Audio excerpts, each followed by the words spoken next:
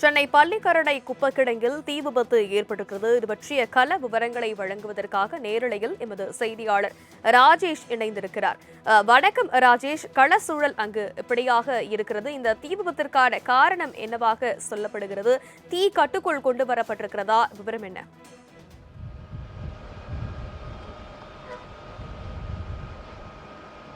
தனலட்சுமி வணக்கம். தற்பொழுது நாம் இருக்கக்கூடிய இந்த பகுதி என்பது மடிப்பாக்கத்தில் இருக்கக்கூடிய மாநகராட்சிக்கு சொந்தமான ஒரு பகுதியாக இருக்கிறது. இந்த பகுதியை பொறுத்த வரைக்குமே ஒருபுறம் குப்பை கிடங்கும், மற்றொரு புறம் காவல்துறையினரால் பறிமுதல் செய்யப்படக்கூடிய அந்த வாகனங்கள் நிறுத்தி வைக்கக்கூடிய இடமாக இருக்கிறது.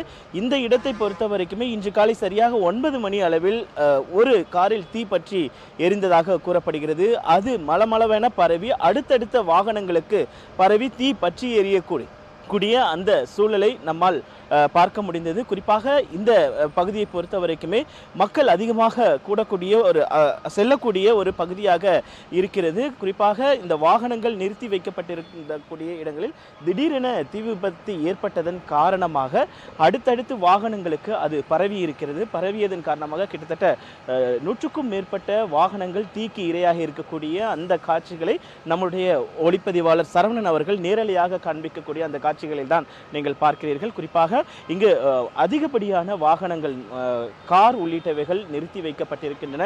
அதில் பரவி இருக்கக்கூடிய அந்த தீயை அணைக்கக்கூடிய பணிகளில் தற்பொழுது தீயணைப்பு வீரர்கள் தொடர்ச்சியாக ஈடுபட்டு வருகிறார்கள். குறிப்பாக சென்னையில் இருக்கக்கூடிய சைதாப்பேட்டை, தேனாம்பேட்டை, குரம்பேட்டை உள்ளிட்ட பல்வேறு பகுதிகளில் இருந்து இந்த தீயணைப்பு வாகனங்கள் என்பது இந்த சம்பவ இடத்திற்கு வரவழைக்கப்பட்டிருக்கின்றன. கிட்டத்தட்ட 50க்கும் மேற்பட்ட தீயணைப்பு வீரர்கள் தொடர்ந்து போராடி இந்த தீயை அணைக்கக்கூடிய அந்த காட்சிகளை நம்மால் பார்க்க முடிகிறது. இதில் சவாலான ஒரு விஷயம் என்னவென்றால் வெயிலினுடைய தாக்கம் அதிகமாக இருப்பதன் காரணமாக அதனுடைய வெப்பம் என்பது அதிகமாக இருக்கிறது.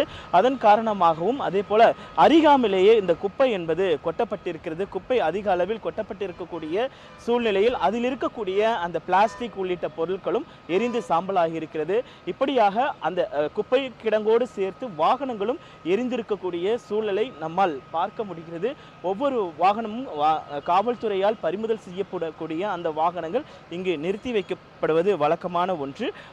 அவ்வாறு நிறுத்தி வைக்கக்கூடிய சூழ்நிலையில் இன்று காலை ஒரு வாகனத்தில் ஏற்பட்ட இந்த தீ விபத்து என்பது மளமளவென பரவி அடுத்தடுத்து வாகனங்களுக்கு சென்றதன் காரணமாக இந்த தீ என்பது அனைத்து இடங்களிலும் பரவி இருக்கிறது. கார் உள்ளிட்டவைகள் எரிந்து சாம்பலாகி இருக்கக்கூடிய அந்த காட்சிகளை நம்மால் பார்க்க முடிகிறது. தற்பொழுது இந்த பகுதி முழுவதுமே புகை மூட்டம் சூழ்ந்து இருக்கக்கூடிய சூழலை நம்மால் பார்க்க முடிகிறது. தொடர்ச்சியாக தீயணைப்பு வீரர்கள் போராடி இந்த தீயை அணைத்து வருகிறார்கள். ஒருபுறம் வெயிலின் தாக்கம் அதிகமாக இருக்கக்கூடிய சூழ்நிலையில் மற்றொரு புறம் அதனுடைய அந்த தீயை அணைக்கக்கூடிய பணி என்பது தொடர்ச்சியாக நடைபெற்று வருகிறது. கிட்டத்தட்ட 70% மேற்பட்ட அந்த தீ என்பது அணைக்கப்பட்டிருக்கிறது. வாகனங்களுக்கு இடையே பரவிய அந்த தீ என்பது அணைக்கப்பட்டிருக்கிறது. அதனைத் தொடர்ந்து தற்பொழுது அங்கு இருக்கக்கூடிய அந்த குப்பை கொடைகள் ஏற்பட்டிருக்கக்கூடிய அந்த புகையை அழைக்கக்கூடிய அந்த பணிகளும் தற்பொழுது வேகமாக நடைபெற்று வருகிறது.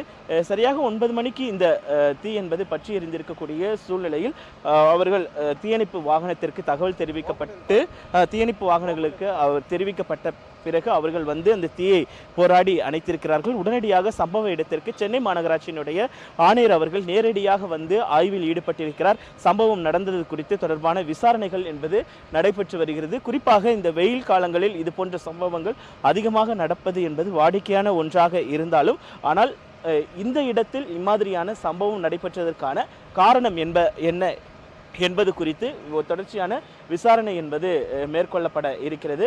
குறிப்பாக இந்த வாகனங்களில் இருந்து வெளியேறக்கூடிய புகை என்பது அதை சுவாசிக்கக்கூடிய நமக்கே வந்து ஒரு புகைமூட்டம் நம்மை சூழ்ந்திருக்கக்கூடிய சூழ்நிலையில் நமக்கே அந்த பேசக்கூடிய அந்த பேச முடியாத ஒரு சூழல் என்பது ஏற்படுகிறது. இது வந்து பொதுவாகவே இந்த பள்ளிக்கரணை சாலையை பொறுத்த வரைக்குமே, பள்ளிக்கரணை மடிப்பாக்கம் சாலையை பொறுத்த வரைக்குமே அது வாகன ஓட்டிகள் மிகுந்து செல்லக்கூடிய, வாகன நெரிசல் அதிகமாக இருக்கக்கூடிய ஒரு பகுதியாக பார்க்கப்படுகிறது. இன்றைக்கு குறிப்பாக ஜூன் 4ஆம் தேதி பள்ளிகள் திறந்திருக்கக்கூடிய சூழ்நிலையில் அதிக அளவிலான பெற்றோர்கள் செல்லக்கூடிய அந்த சூழல் என்பது இருந்தது. இந்த நேரத்தில் இந்த மாதிரியான ஒரு புகை அருகில் இருக்கக்கூடிய குடியிருப்புகளிற்கும் பரவி இருப்பது என்பது மிகுந்த மக்களிடையே இன்னலை ஏற்படுத்தியிருக்கிறது. ஆனால் தொடர்ச்சியாக தீயணைப்பு வாகனத்தில் வந்திருக்கக்கூடிய தீயணைப்பு வீரர்கள் அந்த தீயை கட்டுக்குள் கொண்டு வருவதற்கான அனைத்து முயற்சிகளையும் அவர்கள் மேற்கொண்டு வருகிறார்கள். கிட்டத்தட்ட 70% அந்த வாகனங்கள் எரிந்திருக்கின்றன. அதை அணைக்கக்கூடிய பணிகளும் தொடர்ச்சியாக நடைபெற்று வருகிறது. உடனடியாக காவல்துறையினர் இங்கு முகாமிட்டிருக்கிறார்கள்.